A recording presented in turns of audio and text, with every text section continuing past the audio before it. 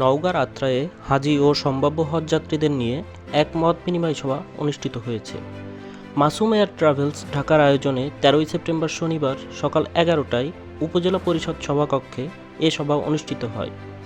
আত্রায় মদিনাতুল উলুম মাদ্রাসার মুহতামিম মাওলানা মুজাহিদ খানের সভাপতিত্বে নাটোর হজ গ্রুপের স্থানীয় প্রতিনিধি মাওলানা মাসউদুর রহমানের সঞ্চালনায় প্রধান অতিথি ছিলেন এবং বক্তব্য রাখেন মাসুম এয়ার ট্রাভেলস ঢাকার স্বত্বাধিকারী আলহাজ হজরত মাওলানা মাসুম।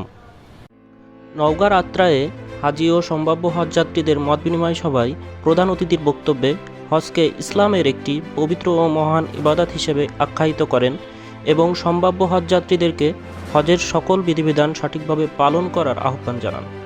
তিনি তার সংস্থার পক্ষ থেকে যে কোনো সমস্যা বা জিজ্ঞাসায় সার্বক্ষণিক সহযোগিতার আশ্বাস দেন।